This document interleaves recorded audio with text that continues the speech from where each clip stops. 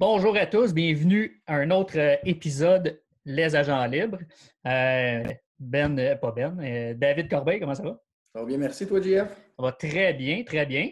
Écoute, une journée de fête des mères aujourd'hui. On va donc souhaiter bonne fête des mamans à nos mamans. Bonne fête, maman! Déjà fait de mon côté, donc... Oui, mais là, on l'annonce au monde qu'on aime. Bonne fête, maman. Oui, c'est ça, exactement. C'est bien, David. As-tu appelé ta mère ce matin, Jeff? Non, je n'ai pas appelé, mais je lui ai donné des fleurs, par exemple. Fait que je suis allé la voir. C'est correct. Ouais, j'ai pas respecté le 2 mètres. Ben non, le 2 mètres, j'ai respecté, en tout cas. Tu l'as embrassé? Non, j'ai pas eu le droit. David, on a un invité aujourd'hui. C'est notre premier invité, en fait, parce que l'émission va être diffusée aujourd'hui même. Donc, notre premier invité de Les Agents Libres, Ben Rioux de l'agence QMI. Ben Rioux, l'auteur du livre qu'on voit au-dessus de son épaule droite, La tête haute, de Déric Aucoin. Comment ça va, Ben? Très bien. Dans ce confinement, je suis honoré d'être le premier invité des Agents Libres. On est enchanté de t'avoir aussi, Ben. Très, très cool. Écoute, la tradition veut qu'on présente un drink avant de commencer le show. Ben, je te donne l'honneur de présenter ta bière. Écoute, c'est la seule question qui m'inquiétait un peu quand tu m'as invité sur le show. Tu dis, est-ce que je suis obligé de boire? Tu m'as répondu oui. Donc, j'en profite pour présenter la bière Trois Pistoles, qui est le village d'où je viens d'ailleurs. OK. C'est pour marquer l'église. C'est l'église où que j'ai servi la messe. J'ai fait ma confirmation, mon sacrement du pardon, l'Eucharistie. Plusieurs cordes à ton arc. Écoute, je pourrais raconter la légende du cheval noir, mais j'aime mieux parler de sport aujourd'hui. Mais la bière au pistole qui est savoureuse, de Unibrou. C'est ce que je vois. Solide. Good. Corb, c'est à toi? Moi, j'ai juste décidé d'étirer ma matinée là, de fête des mères en ajouter un peu de coureur des bois, là, un petit produit de Cowansville au Québec, dans mon café. C'est mon premier, là, donc j'irai me chercher une bière plus tard, mais on va terminer le café en premier. C'est solide, un petit produit. Toi, JF, qu'est-ce que tu vois aujourd'hui? Écoute, je me suis lancé dans une micro que j'aime bien, une petite qui vient d'Alma, une petite Riverband. C'est toujours délicieux. Puis je vais être honnête, elle est 3,99$, je ne comprends pas pourquoi, quand toutes les autres bières se vendent à peu près 6$. Mais bref, une très bonne bière. Donc, santé les boys. Chin chin. Cheers. Aux agents libres. Aux agents libres. Puis à nos mères. Puis à nos mères, surtout. Bien dit, bien dit. Ben, je commence. Première question est bien facile. C'est qui Ben Rioux? Pourquoi que c'est notre invité aujourd'hui? Fais juste me parler un peu de toi et ce que tu fais. Ben Rioux, c'est un citoyen du monde. Non, sorry. Je suis originaire de Trois-Pistoles. Je suis journaliste sportif pour l'agence QMI, qui est l'agence de presse de Québécois. Donc, parmi nos clients, il y a le Journal de Montréal, le Journal de Québec, TVA Sport. Je suis particulièrement mordu de baseball, mais je suis assez polyvalent. Donc, je couvre plusieurs sports. Je suis chanceux de faire ce que je fais. Je suis tellement privilégié. Quand j'étais petit cul, je rêvais de faire ça dans la vie. Puis c'est un honneur pour moi de faire ça. Puis je suis tellement chanceux, les gars. Là, c'est tellement le fun comme travail. J'ai eu tellement de belles expériences dans ma vie. Les Jeux olympiques de Vancouver, tournoi de Roland-Garros à Paris que j'ai déjà couvert. Puis tellement de belles activités que j'ai fait à travers le baseball. Couvert un camp d'entraînement des Blue Jays de Toronto à Dunedin, en Floride, en République dominicaine, avec un de mes cousins qui est recruteur international pour les Mariners de Seattle, Frédéric Rioux. J'énumère ça, puis je veux dire, je reste humble là-dedans. Là, c'est juste que je me considère tellement chanceux. Puis, à travers ce métier-là, j'ai eu la chance, entre autres, d'être statisticien pour les matchs de baseball à TVA Sport, d'où mon amitié qui s'est développée avec Déric Aucoin. Puis, j'ai écrit sa biographie dernièrement. C'était mon deuxième livre. Mon premier, c'était Raconte-moi Russell Martin, qui est un livre jeunesse qui récapitule un peu l'histoire aussi de Russell Martin, puis un peu pour inspirer les jeunes.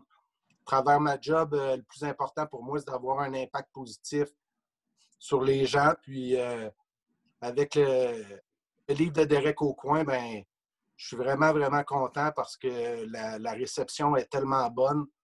Puis, tu sais, autant que c'est un méchant beau défi là, de lancer un livre pendant le coronavirus. En même temps, je sens que les gens, un, ont le temps de lire, puis deux, sont peut-être plus réceptifs au message d'un gars comme Derek Aucoin qui, malgré une maladie dite incurable, se considère comme l'homme le plus chanceux au monde. Donc, lisez ça pendant le confinement, puis c'est des leçons de vie là, qu'il y a dans ce livre-là. Ouais, on va mettre un lien pour ceux qui vont vouloir l'acheter sous la vidéo sur Facebook. Moi, je veux que tu me contes une petite anecdote baseball avec Derek, parce que tu m'as déjà raconté ça dans le passé.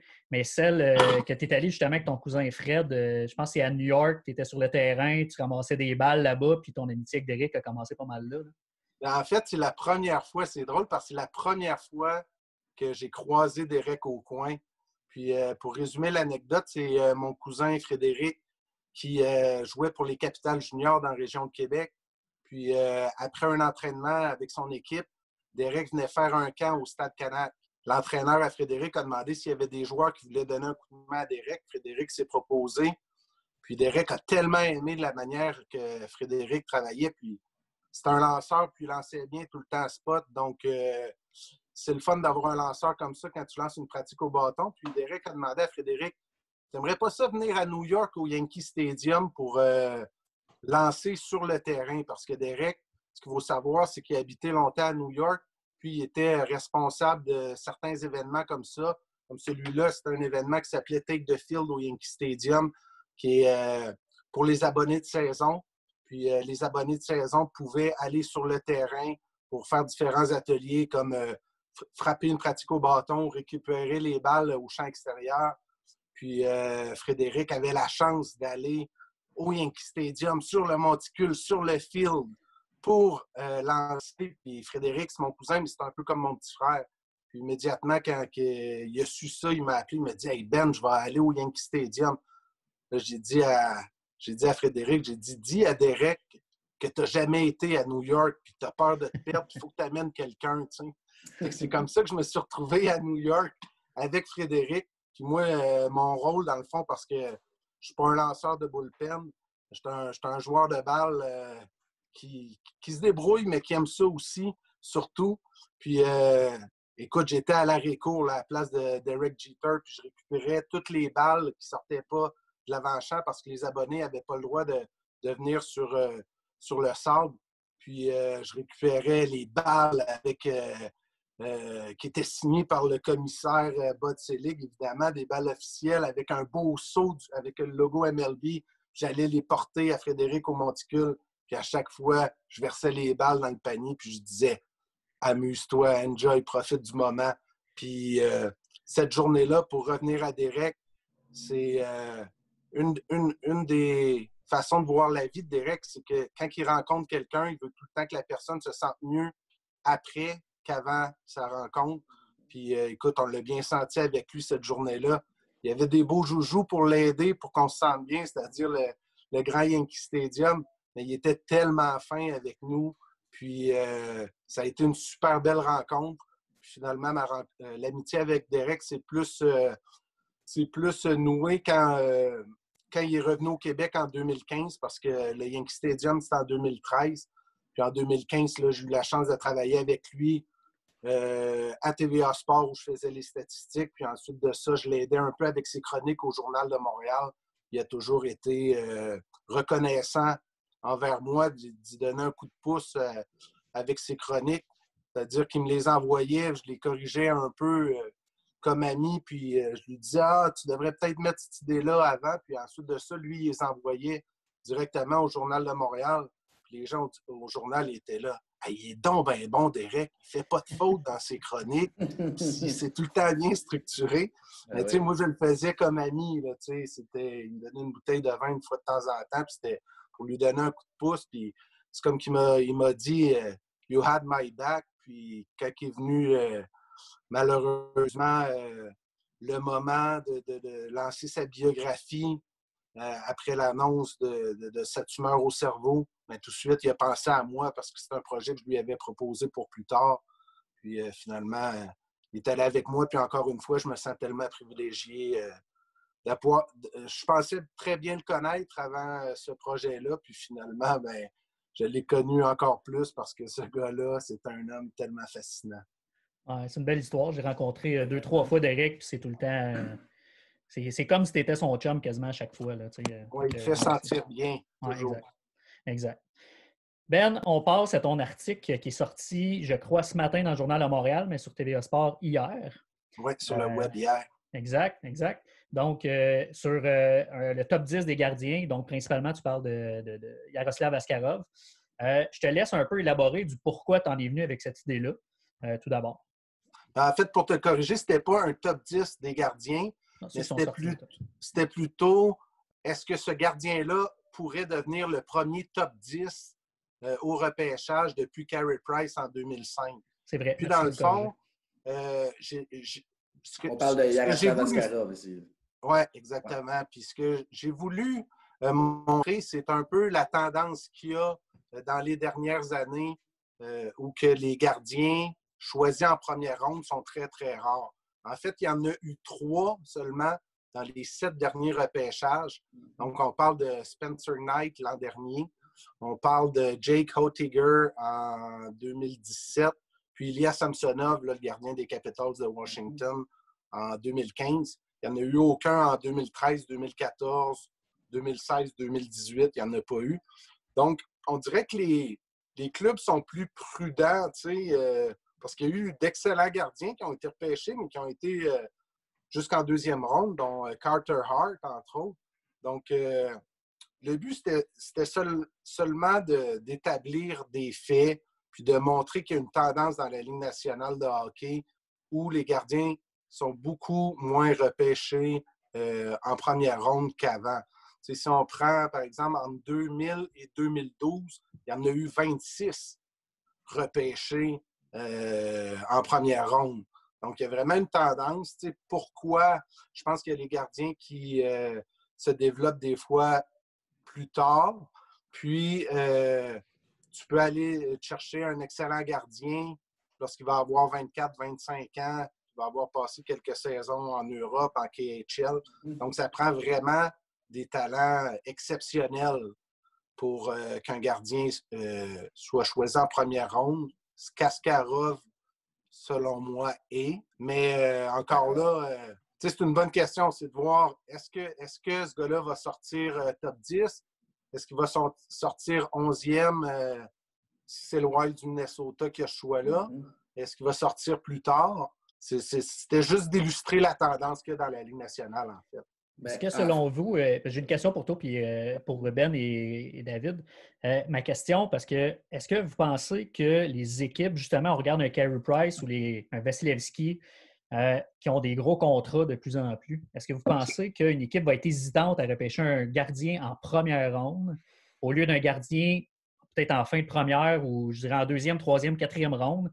Comme ça, les 3 premières années de son contrat, c'est un petit salaire. Puis probablement que son premier contrat NHL, le contrat va être beaucoup plus petit, étant donné qu'il a été drafté plus loin.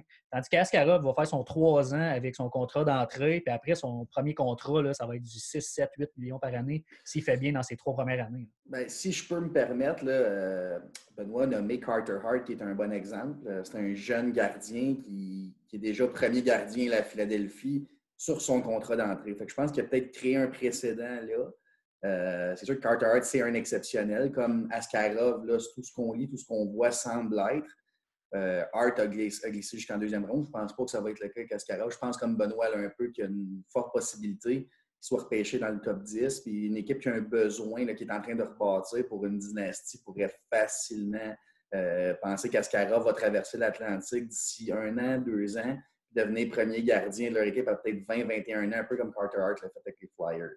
Mais c'est mon humble opinion. C'est vraiment ce que j'en pense. Je ne sais pas toi, Benoît, là, comment tu vois ça? Bien, pour répondre aussi à la question de JS, c'est que je pense que ça fait partie des facteurs. les contrats, mais c'est surtout le fait que, tu sais, des gardiens, là, tu en as besoin de 2 par équipe, t'sais. Tandis que des joueurs, tu en as besoin beaucoup plus. Puis, des gardiens, vu que tu en as besoin de moins, il va toujours avoir une possibilité d'aller en chercher des bons par un autre moyen que le repêchage. Beaucoup plus que des attaquants exceptionnels ou des défenseurs exceptionnels. Fait que je pense que ça, c'est un facteur plus important que l'histoire des contrats, selon moi. Puis je pense pas là, après le entry contract de 3 ans, le contrat d'entrée dans la Ligue nationale, il n'y a pas beaucoup de gardiens qui passent de 925 000 à 7-8 millions d'un coup. Il y a souvent ce qu'on appelle un bridge, un contrat pont entre les deux, qui va être offert à 4-5 ans pour un 3-4-5 millions par année. Un gardien, malheureusement, là, dépend beaucoup de l'équipe qui est en avant de lui. Il peut sauver des matchs. Un Carter Hart va probablement signer un contrat là, assez lucratif, peut-être pour 3-4 saisons, dans les alentours de ça, 5-6 millions, pour après ça décrocher son pont d'or là, si sa carrière continue dans le même sens. Là. Parce que je pense que la question du gardien qui prend une place importante sur la masse salariale d'une équipe, ça va venir plus loin dans le questionnement d'un directeur général et peut-être pas nécessairement en lien direct avec le repêchage, je pense. De ce que tu as vu en écrivant ton article, est-ce que toi, tu penses que justement Askarov, c'est une bonne décision, considérant l'historique du passé là, avec les gardiens? C'est une bonne décision, c'est-à-dire d'être... De le repêcher en première ronde. C'est sûr que ça va arriver, mais si toi, tu es un des dirigeants de la Ligue, est-ce que toi, top pour repêcher un gardien?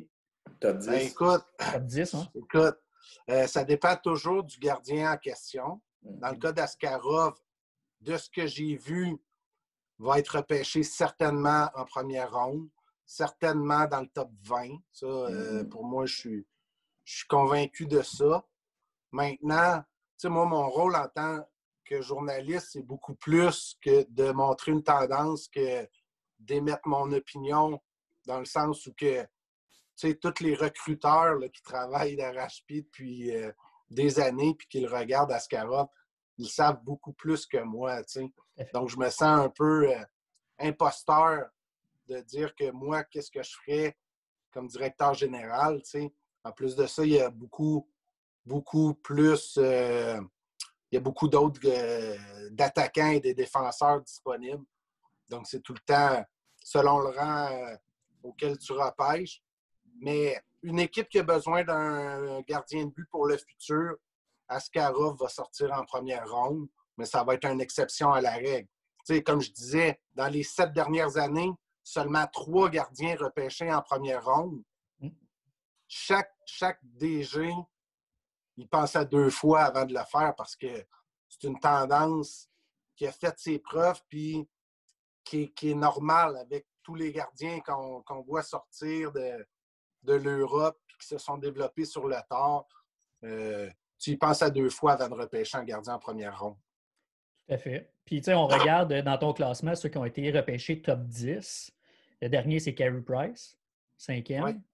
Ensuite, on a Al Montoya. Ça a été peut-être une déception là-dedans. Tu as Marc-André Fleury premier, que c'est très bon. Kari Lehtonen a été excellent aussi malgré les blessures. Il était avec Atlanta d'une mauvaise époque, mais les top 10, je trouve que c'est quand même possible. Dan Blackburn, Pascal Leclerc, ça a été correct. On remonte à Rick DiPietro premier, que c'est ça. On ne parlera pas trop de Rick DiPietro, mais bref.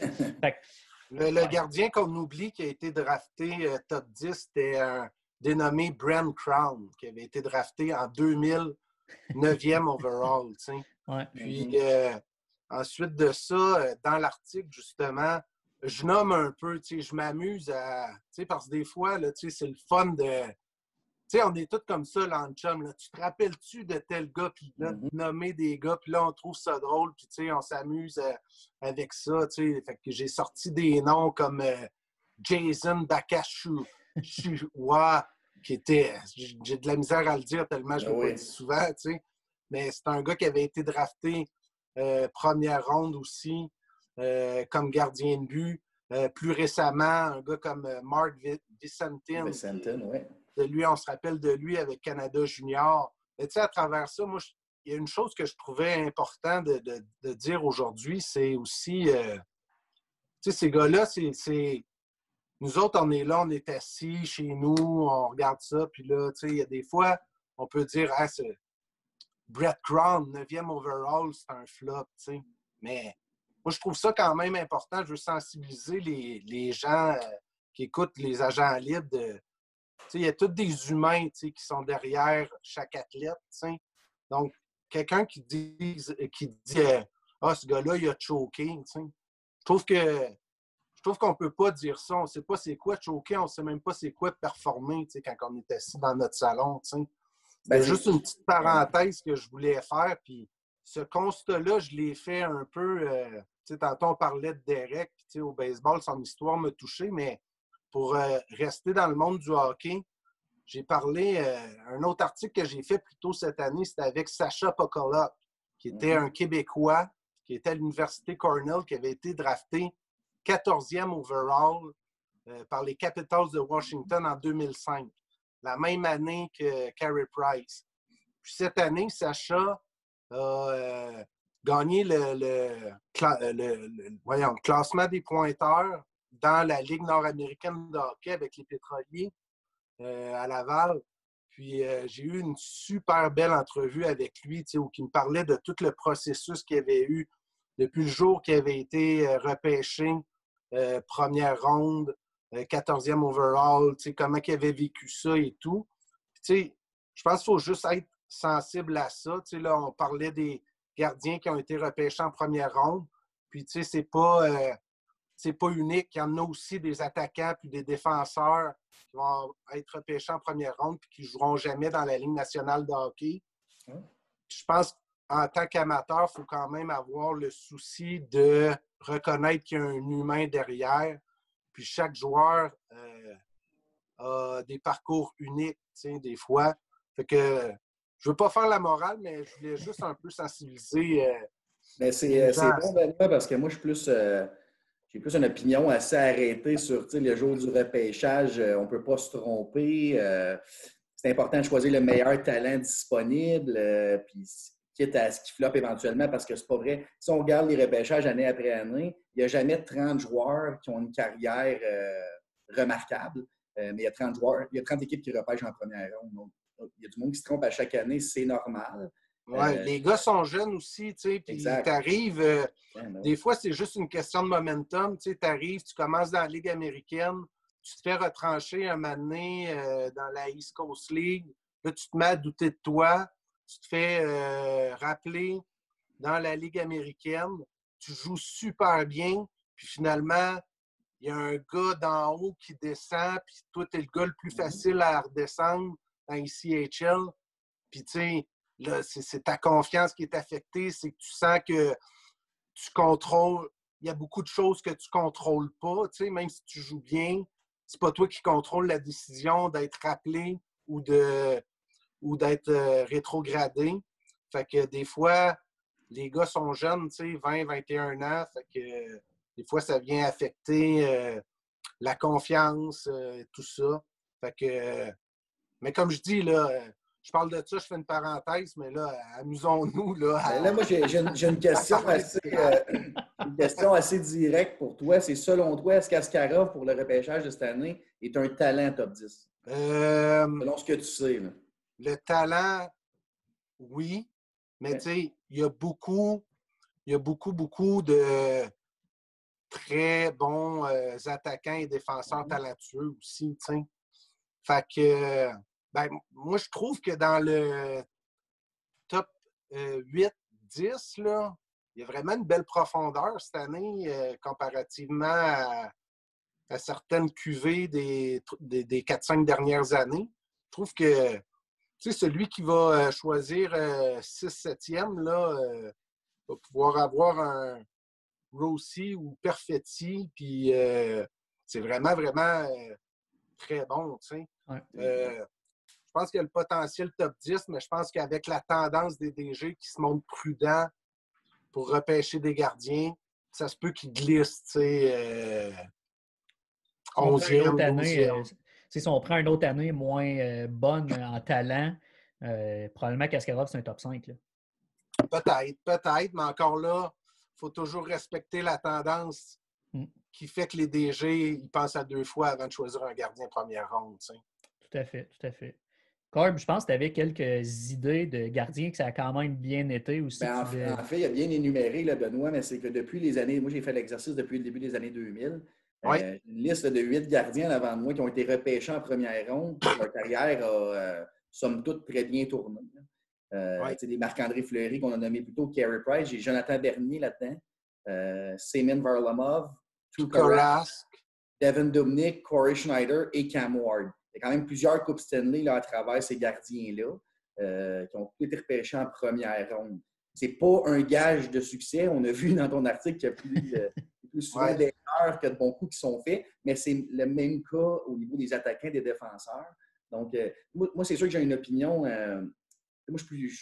Benoît, je comprends, tu ne veux pas te mouiller puis tu gardes ton esprit d'analyser. Moi, j'aime ça me mouiller, j'aime ça dire. Moi, je prends lui, puis appuyer mon point sur... La beauté du sport aussi. Là. Exactement, juste ma propre analyse du joueur. Moi, je pense qu'Askarov, définitivement, est un top 10 cette année. Je ne le vois pas glisser, surtout avec les équipes qui repêchent à l'entour du 10e rang. Des équipes comme les Sabres de Buffalo qui ont besoin de gardien. Chicago, New Jersey, le Exactement. Toutes ces équipes-là, là, je les vois faire à la limite, peut-être essayer de s'avancer pour Askarov parce qu'on s'entend qu'un gardien solide, ça ne te fera peut-être pas gagner la Coupe Stanley, mais ça va amener une certaine stabilité. Ce qui manque au Sabres, moi, qui est l'équipe la plus... que je spot avec Jack Eichel, Rasmus Dahlin, déjà 2 studs à chacun leur position. Il leur manque un gardien stable pour 10-15 ans. Les Devils aussi, là, qui ont repêché Ishier et Hughes premiers dans les dernières années, qui ont une certaine profondeur à défensive. Je les vois peut-être y aller avec un Askarov. Mais c'est vraiment selon le contexte, parce qu'ils sont là pour le besoin de cette équipe-là. Mais j'ai hâte de voir. Askarov, c'est un exceptionnel. Dans le fond, la tendance qui existe aussi dans la Ligue nationale, c'est que supposons que tu regardes dans les premières années du siècle, là, il y a eu quelques repêchages, je pense 3, là, si je ne me trompe pas, où il y a eu 4 gardiens choisis en première ronde par année. Là. Puis ça, tu vois plus ça. T'sais. Puis même cette année, avec les talents des gardiens qui sont disponibles pour le prochain repêchage, je pense que si ce repêchage-là avait eu lieu au début des années 2000, peut-être qu'il y aurait eu 2, 3, 4 gardiens repêchés en première ronde. Peut-être pas 4, mais peut-être 2, 3. Oui. Mais maintenant, les équipes ne le font plus. Les équipes attendent en deuxième ronde. Comme à Carter Hart, puis il y a eu beaucoup d'années que, par exemple, il y a eu un repêchage où le premier gardien repêché, ça avait été par le Canadien, 36e au total, c'était Zachary Fucale. Puis Zachary, pour XY raison, puis il est encore jeune, il a 24 ans, mais n'a pas encore joué dans la Ligue nationale de hockey. Puis je ne suis pas certain qu'un jour il va jouer dans la Ligue nationale de hockey, mais ça fait partie de la nouvelle tendance. Puis tu sais, tu parlais... j'ai de l'air à t'appeler Corb parce que j'ai un de mes bons chums qui est Corb, qui est François-Étienne Corbin. OK? Je vais t'appeler David. C'est correct. On remarque aussi des gardiens qui ont été repêchés très tardivement aussi, depuis le début des années 2000, qui sont dans la Ligue nationale. Donc, c'est pour ça que c'est tout le temps dangereux d'y aller avec certains exemples, comme les choix de première ronde, que ça a bien fonctionné. C'est sûr que ça a plus de chances de bien fonctionner, mais je serais curieux de faire le calcul de les gardiens qui ont été repêchés en première ronde versus les gardiens qui n'ont pas été repêchés en première ronde, qui sont les gardiens actuellement dans la Ligue nationale, les gardiens numéro 1. Je pense qu'il y en a plus qui n'ont pas été repêchés en première ronde. Je pense à Pecorine, qui a été repêché je pense en 6e ronde. Puis dans les jeunes du Canadien, tu prends un gars comme Caden Primo, là, 7e ronde. Il est repêché super tard. Il n'y a rien qui dit qu'il ne sera pas un gardien de la Ligue nationale plus tard. Effectivement. Tout à fait. Puis je pense que le développement des gardiens a beaucoup changé. Là. Il y a une époque, le Québec, c'était la pépinière de la Ligue nationale. Là, c'est beaucoup en Europe là, qu'on voit les gardiens de qualité. Je ne sais pas pourquoi que cette tendance-là a changé. Les Russes en envoient beaucoup dernièrement. Oui, aussi. Askarov, Sorokin, Shesterkin, pardon, avec les Rangers. Il y a Samsonov qui a été repêché. Georgiev, c'est un Russe, sûrement. Oui, Shesterkin avec les Rangers, ils ont un duo russe. Il y a Samsonov qui a été repêché en première ronde par les Caps. Est-ce que les Caps vont prolonger Oldby maintenant qu'ils ont Samsonov? C'est à voir. Mais là, encore cette année, Askarov. Il y a maintenant la Lettonie, là, étrange pépinière. Elvis. Ben, je t'envoie, au début, on a parlé de Derek aussi, du livre, on parlait d'une anecdote baseball. Je pense que tu as quelques anecdotes aussi de Derek concernant le hockey. Ben, je trouve ça le fun on parle de hockey beaucoup aux agents libres, puis justement, tu sais, je réfléchissais à ça. Hey, comment je pourrais parler de certaines anecdotes de Derek qu'il y a dans le livre, mais que les gens connaissent un peu moins. Puis effectivement, sa carrière de hockeyeur est un peu moins connue. En réalité, Derek a joué au hockey beaucoup au collège, à l'école secondaire. Puis a toujours aimé ça, jouer au hockey. Quand il était enfant, il avait tombé sur la patinoire. La première fois qu'il était à l'aréna, il s'était pété à la tête, tu sais, sa bande, là, il y a comme une petite marche là, qui était embarqué, puis il s'était cogné la tête. Puis c'est pour ça qu'il n'a pas souvent joué au hockey à l'aréna. Mais tu sais, je lui ai demandé, est-ce que si cet épisode-là n'était pas arrivé, tu aurais été un joueur de hockey à la place d'un joueur de baseball? Parce qu'on s'entend qu'il avait le physique pour jouer au hockey aussi. Là. Il dit non. Il dit, j'ai toujours préféré le baseball. Mais Derek a toujours aimé jouer au hockey.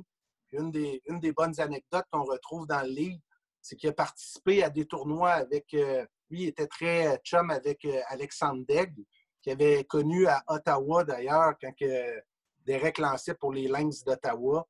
Pour faire une histoire courte, juste une petite parenthèse, ça faisait 15-20 minutes qu'il parlait avec Alexandre Daigle, qu'il avait croisé par hasard dans un resto-bar. Puis Alexandre, il prêtait son condo pour l'été. Là, fait que, il y a beaucoup de bons mots pour Alexandre Daigle, qui est un gars tellement charismatique. Finalement, ils se sont liés d'amitié. Puis Daigle, quand il est déménagé en Californie, quand il a pris une pause du hockey, lui, il était bien impliqué dans le monde du cinéma. Puis il a connu beaucoup de les Cuba Gooding Jr., des acteurs ou des producteurs comme Jerry Bruckheimer. Jerry Bruckheimer, qui a fait Pearl Harbor, entre autres, organisait chaque année un tournoi à Las Vegas où que chaque équipe avait le droit d'amener 3 joueurs de la Ligue nationale avec eux. Puis il y a un tournoi que Derek a fait par l'entremise d'Alexandre Daigle, puis s'est retrouvé sur le même trio que Dustin Penner. Puis Derek, il raconte ça là, avec tellement de plaisir. Là. Mais il s'est retrouvé sur le trio de Penner. Puis il dit, peu importe j'étais où, sa glace, j'allais devant du net. Là. Les passes étaient tout le temps sur mon tape. Puis écoute, il a eu un succès incroyable lors de ce tournoi-là. Il a même été nommé joueur par excellence du tournoi. Il est à ce jour le seul joueur n'ayant aucune expérience dans la Ligue nationale de hockey à avoir été le joueur par excellence de ce tournoi-là. C'est quand même incroyable. C'est une des anecdotes de Derek Aucoin, le joueur de hockey. Mais écoute, les histoires que ce gars-là a avec Alexandre Daigle, avec Joël Bouchard, avec Michel Terrien, qui est un de ses bons amis aussi. Écoute, c'est incroyable. Il y a plein de très bonnes histoires dans le livre. Là. Ça donne envie de lire le livre, en tout cas. Avec Alexandre Daigle, là, il y a un moment donné, ils se sont retrouvés au MTV Music Video Awards à faire la sécurité, OK? Parce qu'ils n'avaient pas été en mesure d'avoir des billets pour rentrer. Finalement, Derek connaissait un gars de la sécurité. Ils se sont improvisés gardiens de la sécurité. C'est cette année-là qu'il y avait eu un membre de Rage Against the Machine, le groupe, qui était monté sur le stage dans un arbre en métal, là, une partie du décor, puis il l'avait fait shaker parce qu'il n'était pas content que Limp Bizkit avait gagné un prix. Puis c'était Jennifer Lopez, OK, qui présentait le prix. Puis Derek, quand il allait faire la sécurité, c'était juste un peu pour rentrer, tu sais. Puis son ami qui faisait la sécurité, il avait dit « Ah, fais-toi-en pas, tu sais, il n'y aura pas de problème, tu sais. » Mais Derek s'est retrouvé aux premières loges quand que cette espèce d'événement-là inattendu est arrivé. Il dit « Mon premier réflexe a été de prendre Jennifer Lopez sur la scène, de l'amener backstage à son bodyguard personnel pour la sauver de là, là. Puis après ça, il est allé aider l'équipe de la sécurité à s'occuper du gars de Rage Against the Machine, Tim Comerford, qui avait passé la nuit en prison à New York. Là, on est ailleurs, là. On est ailleurs qu'au hockey, là. Il a touché à Jennifer Lopez. Il a sauvé Jennifer Lopez. Ça, on retrouve ça dans le livre. Quand je vous dis que Derek, c'est un homme fascinant, là, allez lire ça, là, vous allez voir. Définitivement. C'est comme Forrest Gump, ce gars-là. Là, ça n'a pas d'allure. Ben, écoute, un gros merci pour ta présence. Une bonne grosse demi-heure qu'on vient de faire ensemble avec des bonnes anecdotes. Je m'inclus là-dedans parce que je n'ai pas encore lu le livre, là, un mea culpa là-dessus, mais je m'engage à le faire, promis. Moi aussi. Écoute, un gros merci encore une fois. Bonne fête des mères à tout le monde. Parce que... Merci beaucoup, Ben. Non, mais longue vie aux agents libres pour de vrai, tu sais. Puis j'ai regardé vos capsules depuis le début, tu sais. Puis mon texte sur Askarov, là, tu sais, je vous mentirai pas, là, tu sais, quand j'écoutais vos choix, tout, je me suis dit, hey, ça serait bon un petit texte sur Askarov, tu sais. Puis après ça, c'est pour ça que je l'ai envoyé à JF. Fait que lâchez pas, les gars, tu sais, c'est le fun de vous écouter. Puis, tu sais, je pense que c'est divertissant. Puis, tu sais, vous avez bien l'esprit aussi de, regarde, on fait ça en toute humilité, on s'amuse, on parle de sport, puis embarquer là-dedans. Puis, tu sais, c'est juste le fun. Tout le monde aime ça, parler de sport. Tu sais, moi, des fois, je me garde une réserve, là, Corb, parce que je suis journaliste, puis j'ai besoin d'une neutralité, mais je te le dis, là, garde ça, là. Tes opinions tranchées, là, garde-les, c'est le fun. C'est ça qui est le fun. Ça donne un bon show. Ça donne un bon show. Merci, Ben. All right. Un gros merci, gros. Hey, merci, à la prochaine. Bye-bye. Bonne fête des mères. Bonne fête des mères à tout le monde.